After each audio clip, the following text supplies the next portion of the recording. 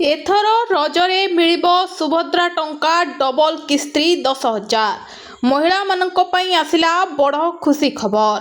ରାଜ୍ୟର ଲକ୍ଷ ଲକ୍ଷ ମହିଳାଙ୍କ ପାଇଁ ଆସିଛି ବହୁତ ବଡ଼ ଖୁସି ଖବର। ଏଥର ରଜ ପର୍ବ ଅବସରରେ ସୁଭଦ୍ରା ଯୋଜନାର ଡବଲ କିସ୍ତି ଟଙ୍କା ମିଳିବାକୁ ଯାଉଛି ବୋଲି ଚର୍ଚ୍ଚା ଜୋର ଧରିଛି, ଯାହାକୁ ନେଇ ସମଗ୍ର ଓଡ଼ିଶାରେ ମହିଳାମାନଙ୍କ ମଧ୍ୟରେ ଉତ୍ସାହ ଦେଖିବାକୁ ମିଳୁଛି। ରଜ ପର୍ବ ହେଉଛି ଓଡ଼ିଶାର ଏକ ପ୍ରମୁଖ ପର୍ବ। ଏହି ସମୟରେ ଘରେ ଘରେ ଖୁସିର ପରିବେଶ ରହିଥାଏ।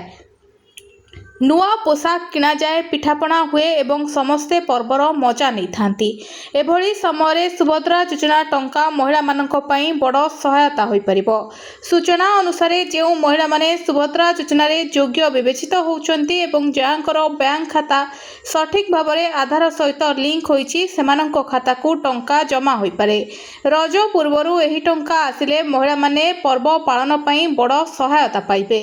ଅନେକ ମହିଳା ଏବେ ନିଜର ବ୍ୟାଙ୍କ ଖାତା ଯାଞ୍ଚ କରୁଛନ୍ତି, କାରଣ ଆସିବା ପୂର୍ବରୁ ବ୍ୟାଙ୍କ ଖାତା ଆଧାର ସଂଯୋଗ ଏବଂ ଡିବିଟି ସ୍ଥିତି ଠିକ୍ ରହିବା ଆବଶ୍ୟକ। ଯଦି କୌଣସି ତ୍ରୁଟି ରହିଥାଏ ତେବେ ଟଙ୍କା ଅଟକି ଯାଇପାରେ। ଯେଉଁ ମହିଳାମାନେ ଏ ପର୍ଯ୍ୟନ୍ତ କୌଣସି କିସ୍ତି ପାଇନାହାନ୍ତି, ସେମାନେ ମଧ୍ୟ ନିଜର ଆବେଦନ ସ୍ଥିତି ଯାଞ୍ଚ କରିବା ଆବଶ୍ୟକ। ଯଦି ସମସ୍ତ ତଥ୍ୟ ଠିକ୍ ଥାଏ ତେବେ ଆଗାମୀ କିସ୍ତିରେ ସେମାନଙ୍କ ଖାତାକୁ ଟଙ୍କା ଆସିପାରେ। ରଜ ପର୍ବ ନିକଟରେ ଥିବାରୁ ସୁଭଦ୍ରା ଯୋଜନାକୁ ନେଇ ଚର୍ଚ୍ଚା ଆହୁରି ବଢ଼ିଛି। ଲକ୍ଷ ଲକ୍ଷ ମହିଳା ଅପେକ୍ଷା କରିଛନ୍ତି ତାଙ୍କ ଖାତାକୁ କେବେ ଟଙ୍କା ଆସିବ। ଯଦି ଟଙ୍କା ଜାରି ହୁଏ ତେବେ ରଜ ପର୍ବର ଖୁସି ଆହୁରି ଦ୍ୱିଗୁଣିତ ହୋଇଯିବ। ରାଜ୍ୟର ଲକ୍ଷ ଲକ୍ଷ ମହିଳାଙ୍କ ପାଇଁ ଏହି ଖୁସି ଖବର। ରଜ ପର୍ବ ଅବସରରେ ସୁଭଦ୍ରା ଯୋଜନାର ଟଙ୍କାକୁ ନେଇ ଚର୍ଚ୍ଚା ବଢ଼ିବାରେ ଲାଗିଛି। ଅନେକ ମହିଳା ଜାଣିବାକୁ ଚାହୁଁଛନ୍ତି କାହାକୁ ଟଙ୍କା ମିଳିବ ଏବଂ କାହିଁକି ମିଳିବ। ତେବେ ଆଜିର ଏହି ଖବରରେ ଆମେ ସେହି ସମସ୍ତ ବିଷୟରେ ବିସ୍ତାର ଭାବରେ ଜାଣିବା। ସୁଭଦ୍ରା ଯୋଜନା ରାଜ୍ୟର ମହିଳାମାନଙ୍କ ଆର୍ଥିକ ସଶକ୍ତିକରଣ ପାଇଁ ଆରମ୍ଭ କରାଯାଇଛି। ଏହି ଯୋଜନା ମାଧ୍ୟମରେ ଯୋଗ୍ୟ ମହିଳାଙ୍କ ବ୍ୟାଙ୍କ ଖାତାକୁ ସିଧାସଳଖ ଭାବରେ ଟଙ୍କା ପଠାଯାଉଛି।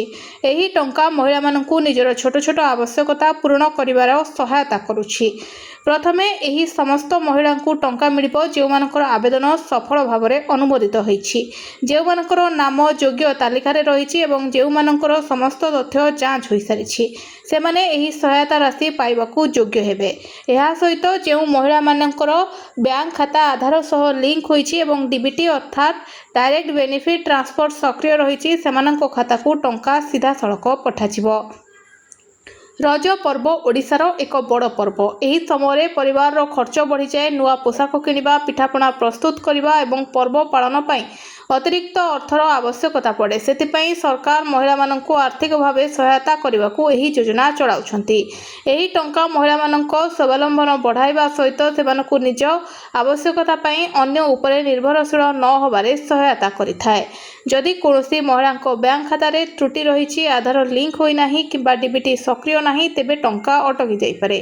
ଏଭଳି ସ୍ଥିତିରେ ଯଥାଶୀଘ୍ର ବ୍ୟାଙ୍କ କିମ୍ବା ମୋ ସେବା କେନ୍ଦ୍ର ଯୋଗାଯୋଗ କରି ତ୍ରୁଟିର ସୁଧାର କରିବା ଆବଶ୍ୟକ।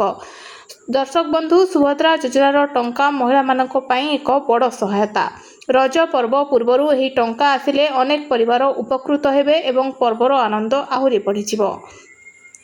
ସୁଭଦ୍ରା ଯୋଜନାକୁ ନେଇ ଲକ୍ଷ ଲକ୍ଷ ମହିଳାଙ୍କ ମନରେ ଗୋଟିଏ ପ୍ରଶ୍ନ ରହୁଛି। ସେହି ପ୍ରଶ୍ନ ହେଉଛି ସୁଭଦ୍ରା ଟଙ୍କା କାହାକୁ ମିଳିବ ଏବଂ କାହାକୁ ମିଳିବନି। ଆଜିର ଏହି ଖବରରେ ଆମେ ଜାଣିବା କେଉଁ କାରଣରୁ କିଛି ମହିଳାଙ୍କ ଖାତାକୁ ଟଙ୍କା ଆସିନପାରେ। ସୁଭଦ୍ରା ଯୋଜନାର ଲାଭ ପାଇବା ପାଇଁ ସରକାରଙ୍କ ଦ୍ୱାରା ନିୟମ ସର୍ତ୍ତ ରଖାଯାଇଛି। ଯେଉଁମାନେ ଏହି ସର୍ତ୍ତ ପୂରଣ କରିପାରିବେ ନାହିଁ, ସେମାନଙ୍କ ଖାତାକୁ ଟଙ୍କା ଆସିବାରେ ସମସ୍ୟା ହୋଇପାରେ। ପ୍ରଥମ କଥା ହେଉଛି, ଯଦି କୌଣସି ମହିଳାଙ୍କ ଆବେଦନରେ ଭୁଲ ତଥ୍ୟ ରହିଛି ତେବେ ତାଙ୍କ ଆବେଦନ ଅଟକି ଯାଇପାରେ। ନାମ, ଜନ୍ମ ତାରିଖ, ଆଧାର ନମ୍ବର କିମ୍ବା ଅନ୍ୟ ତଥ୍ୟରେ ଭୁଲ ଥିଲେ ଯାଞ୍ଚ ସମୟରେ ସମସ୍ୟା ସୃଷ୍ଟି ହୋଇପାରେ। ଦ୍ୱିତୀୟ କଥା ହେଉଛି, ଯଦି ବ୍ୟାଙ୍କ ଖାତା ସହିତ ଆଧାର ଲିଙ୍କ ହୋଇନାହିଁ ତେବେ ଟଙ୍କା ଜମା ହୋଇପାରିବ ନାହିଁ। ଅନେକ ସମୟରେ ଆବେଦନ ଠିକ୍ ଥିଲେ ମଧ୍ୟ ବ୍ୟାଙ୍କ ସମ୍ବନ୍ଧିତ ତ୍ରୁଟି ଯୋଗୁଁ ଟଙ୍କା ଅଟକିଯାଏ। ତୃତୀୟ କଥା ହେଉଛି, ଡିବିଟି ବା ଡାଇରେକ୍ଟ ବେନିଫିଟ୍ ଟ୍ରାନ୍ସଫର ସକ୍ରିୟ ନାହିଁ, ତେବେ ଟଙ୍କା ସିଧାସଳଖ ଖାତାକୁ ଯାଇପାରିବ ନାହିଁ। ସେଥିପାଇଁ ବ୍ୟାଙ୍କକୁ ଯାଇ ଡିବିଟି ସ୍ଥିତି ଯାଞ୍ଚ କରିବା ଜରୁରୀ। ଏହାଛଡ଼ା ଯେଉଁ ଆବେଦନଗୁଡ଼ିକ ଯାଞ୍ଚ ପ୍ରକ୍ରିୟାରେ ରହିଛି କିମ୍ବା ଏ ପର୍ଯ୍ୟନ୍ତ ଅନୁମୋଦନ ହୋଇନାହିଁ, ସେମାନଙ୍କୁ ଟଙ୍କା ପାଇବା ପାଇଁ ଅପେକ୍ଷା କରିବାକୁ ପଡ଼ିପାରେ। जदि आपणक टंका आसुनाही तेबे भयभीत हुंतु नाही। निजर आवेदन स्थिति जांच करंतु। बैंक खातार समस्त तथ्य ठीक अछि कि नाही देखंतु एवं आवश्यक हेले मो सेवा केंद्र किंबा संपृक्त कार्यालय रे जोगाजोग करंतु। सरकार को नियम अनुसार योग्य महिला माने ही एही योजनार लाभ पाइबे। तेणु समस्त तथ्य ठीक रखिबा एवं आवश्यक दस्तावेज अपडेट रहिबा बहुत जरूरी।